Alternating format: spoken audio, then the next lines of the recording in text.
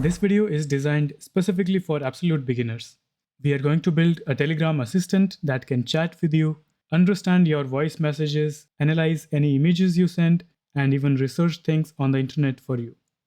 But first, let me show you exactly what we are building today so you know this isn't just theory, this actually works.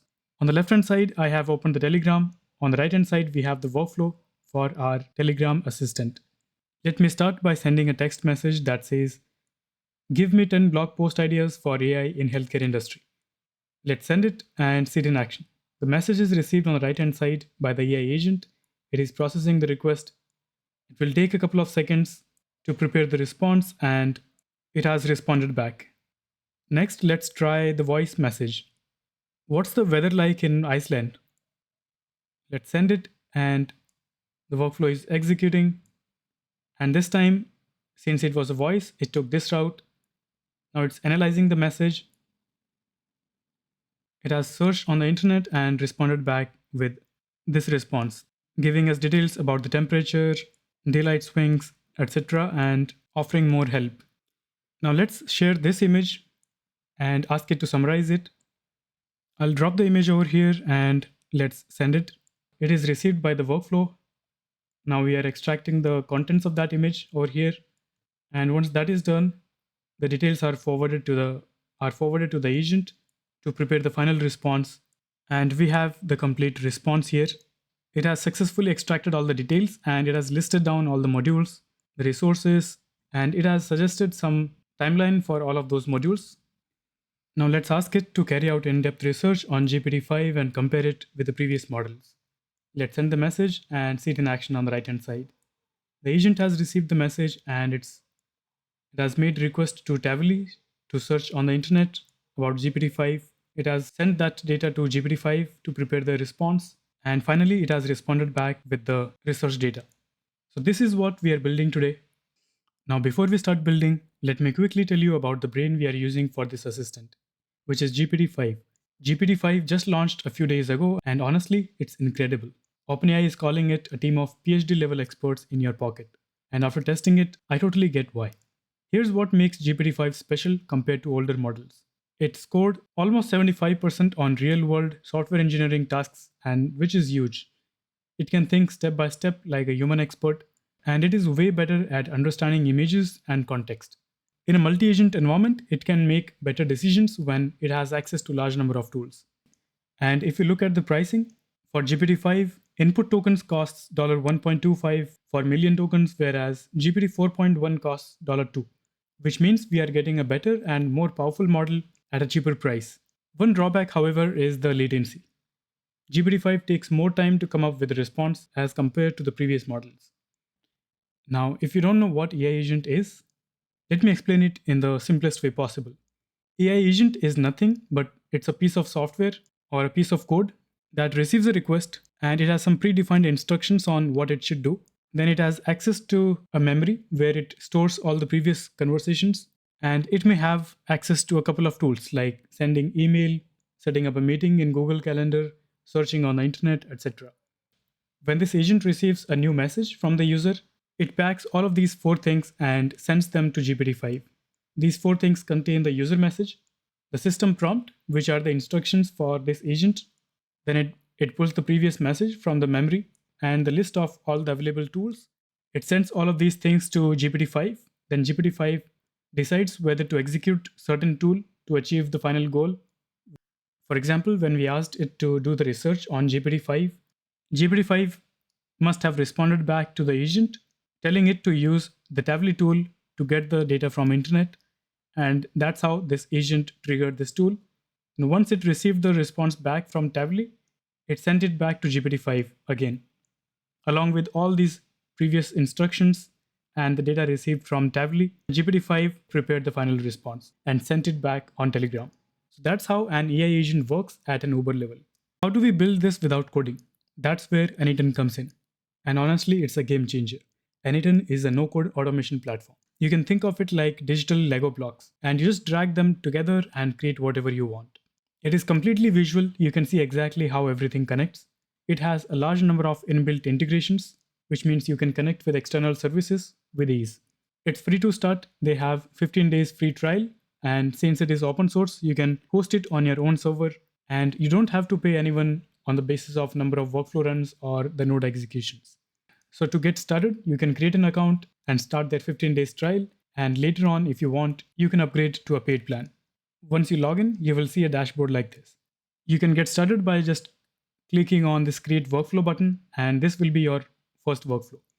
You can find the workflow that we are building in my free Skool community. You can go there, you can download it, and then you can create a new workflow. Then click on these three dots over here and click on import from file and select that JSON file. And you'll start seeing that workflow over here. Now building AI agents in N8N is really easy. All you need to do is come here and search for AI agent node. Just click on it and you will see these two nodes in your workflow. Next, we need to configure this AI agent node by first attaching a chat model. In our case, we want to add the OpenAI's GPT-5. So let's select GPT chat model. And in the dropdown, we need to select GPT-5 mini. Let's come out. And this is the bare minimum setup we need for an AI agent to work. Next, we can add memory if we want, so that agent can store all the previous conversations. We can select simple memory for testing purposes. In the tools, we can add various tools like Gmail or Google Calendar or Google Drive or anything else. In this AI agent, in the options, we can select system message and provide the system prompt. By default, this is the system prompt it uses. You are a helpful assistant. And now this agent is ready to handle the conversations. Let's click on open chat and send a message, hi. Now the agent will run and will respond back. And here is the response. Of course, we need to configure it properly, give a better system prompt before it can be used for more complex scenarios. But this is the basic concept, and this is what you need to get started. All right, now let's start building. And the first thing we need is the trigger. Now, trigger is something that initiates our workflow. Now, since we are looking for messages from Telegram, we can search for Telegram. Under the triggers, we can select on message. Now, you need to connect your Telegram with N8N so that whenever you send a message in Telegram, it is successfully received by this N8N workflow. Now, to do that, you need to create a credential. To do that, you can click on this dropdown, then click on create new credential. And this is where you need to paste an access token. You'll get this token from Telegram. Let's quickly look at how to set it up. You need to go to telegram.me/botfather. Then you can click on start bot if you're using the mobile application, or if you're working in the browser, you can click on open in web. I have already created a couple of bots earlier, so that's what you're seeing over here. But you need to send a message /new bot. It will ask you for a name for this bot. Let me give it a name. And now it's asking for a username for the bot. Let's append bot at the end because it says it must end in bot. Let's send it. And it has given us this HTTP API token. We just need to copy this key over here by clicking on it and go back to our N8N workflow and paste that access token over here. And then click on save. And the connection will be successful. Let's exit from here. And now the trigger is on message. So whenever a new message is sent to this bot, this node will be triggered. Let's try it out. If I go back to the Telegram, I can click on this link over here and it will take me to this bot. Now this is where I can start sending messages. Let's start it. And here, let's click on execute step. So when we click on execute step, it will listen for the test event. And since we just clicked on that start button, it is showing us that start button over here. Now we need to identify if the received message is an audio, an image, or a text. For that purpose, we can use a switch node. So we have defined 3 rules over here. The first rule is checking if a photo is present in the incoming event or not. So here we are checking if there is an object called photo inside message. So this is the message. And since it was a text message, there is nothing such as photo over here. So if this photo is not null, it means that there is a photo in the incoming message. Then in the second rule, we are checking if the message contains a voice object, which would mean that a voice message was received. And in the third rule, we are simply picking up the text. When we execute this node, it will set the branch which is true. So in this case, the text message was received and this branch is now set. Now let's create the logic for handling the images in the incoming message. So if we receive an image, then first we need to download that image. And we can download it by using the Telegram node and with the operation as get on the file. And here we just need to pass the file ID. File ID is nothing but the ID associated with the incoming image. And we can get that from the incoming event. So that's what we have done over here. Let's see this in action. Let's execute this workflow, and now it's waiting for the trigger event. And let's drop that image over here. Click on send. Now this image is sent and we have received the event successfully in N8N, and it downloaded the image over here by using the file ID. Next, it made a call to GPT-5 and extracted the contents of this image. We used a very simple prompt over here: extract all the information in this image and format it properly. Then we have a set node, which is simply creating a new variable called message, and it is storing all of this text in that message variable. This will be passed to our AI agent. Similarly, we need to handle the voice message and the text message. And we can connect this audio message branch with the nodes handling the voice message. We are doing the same thing over here. We are downloading the audio file, and then we are making a call to OpenAI to transcribe that audio. Once that is done, we are setting that string in a variable called message, the way we did for the image. And if we are receiving a simple text message, then we just need to connect it with this set node over here. And here also we are simply creating a new variable called message that contains the incoming message. We will always get a variable called message from all of these three nodes. Let's create one more set node and simply forward that message from this node. This node is simply looking for the message variable from the previous node which is getting executed. And now let's add our AI agent. So this is the agent which will take care of all the conversations. It will receive the text message or the transcribed version of the audio or the summary of the image that was sent by the user. Now this agent needs access to a couple of things. The first thing is OpenAI's GPT-5 model. This is the brain of this agent, and it will make requests to this model to decide which tool to execute and the final response. Then it has a memory where it will store all the previous messages with a particular user. If you look at this simple memory, here we have given the session ID of the Telegram user. We are receiving this in the initial request in this Telegram trigger. In this from object, this ID over here. And then we have given it the access to Tavily, which is a platform to search on the internet. You can get started for free on this platform. You can create a free account.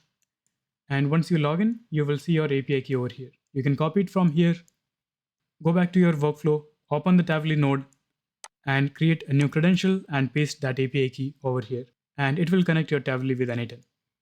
Now to connect GPT with your assistant, and in fact, you'll need it over here in this image explainer node as well. And to create that key, you need to go to openai.com, then click on login, and then click on API platform. This will take you to platform.openai.com. If you don't have an account, you need to create an account and then add maybe $5 of credit. And this is different from the ChatGPT. This is giving you access to their APIs. Once you do that, you need to click on the dashboard button over here. Then click on API keys. And then click on create a new secret key. Just give it a name and click on create secret key. Just copy it. Go back to your N8N. Then open this OpenAI node and then click on create new credential and paste that API key over here. And if you have just created your account, you'll need to verify your organization. You need to click on your profile at the top, then click on your profile, and then click on general. And here, if you see that your organization is not verified, you can click on it and it will ask you for a valid photo ID and your account will be verified. After that, your request to GPT-5 will go through. And finally, we are sending the message returned from this AI agent back to Telegram. In the AI agent, we have given a very simple prompt that says, you're a helpful AI assistant in Telegram. You can have natural conversations with users, analyze images they send you, research the internet for current information when needed. Then we have given it instructions on when to call that Tavily tool. We have used a simple memory over here for our testing purposes, but if you make your agents go live for real usage, you need to use an external memory. You can watch my other videos on how to set it up. It's really easy, and that too free of cost using Superbase. If you want to learn how to build effective AI agents and automations, you can check out my AI Architects Pro Skool community, where I have detailed courses on N8N, on AI agents, and building end-to-end AI solutions for businesses. You will also get full technical support from me and a platform to meet and work with other AI builders in the community. And if you want to take this workflow to a next level, I suggest you watching these two videos in sequence. First the MCP and then this video to build this AI assistant. And if this was helpful, please give it a thumbs up and don't forget to subscribe the channel. Thanks for watching and I'll see you in the next one.